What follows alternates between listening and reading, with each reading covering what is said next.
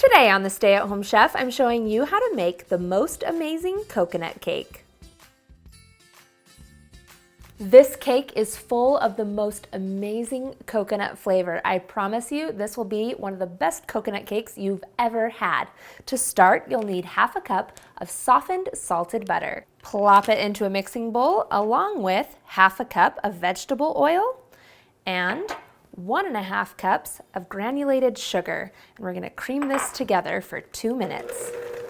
Once it's nice and smooth and creamy, we're gonna add in 6 egg whites. We're gonna beat these in and make them nice and fluffy. I like to give it a good 90 seconds to 2 minutes of whipping to make sure you whip a lot of air into those egg whites, which will make our cake nice and fluffy. Next, we'll add in our remaining wet ingredients. You'll need 1/4 cup of sour cream, 2 teaspoons of coconut extract, and then 1.5 cups of coconut milk. I'm using the kind of coconut milk that comes from a can, but you can also use the refrigerated kind that comes in a carton. Then we'll just mix this in. Once it's mixed in, you'll add in 4 teaspoons of baking powder, 1/2 teaspoon of salt, and 3.5 cups of cake flour. You'll want to mix this until it's just combined. You don't want to overmix this or your cake might collapse when baking. Next, preheat your oven to 350 degrees Fahrenheit and lightly grease 2 or 3 9-inch cake pans and line the bottom with a little bit of parchment paper. Divide the batter up amongst the pans and you can have either 3 thin cakes or 2 thicker ones. Since I always love the look of a 3-layer cake, I'm doing 3 layers today. Next, we're going to bake these for about 25 to 30 minutes until the cakes are cooked through.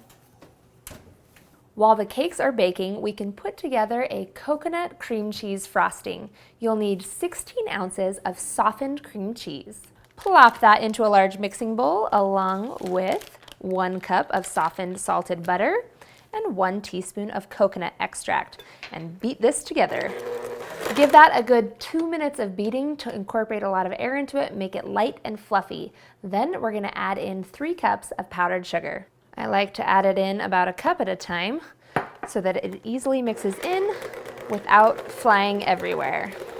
Once your powdered sugar is all incorporated, your frosting is done. I like to transfer it all to disposable piping bags to make it easy to frost the cake. Once the cakes are completely cool, we are ready to assemble.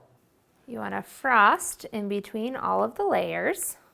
Then I use an offset spatula to smooth it out. Just smooth that out. Then we'll put on another layer and put more frosting on that one too. Once you have all 3 layers assembled, you'll want to frost the outside as well. And it doesn't even have to be pretty because then you're going to press coconut flakes onto the sides and top. And that's it. You're ready to slice and serve.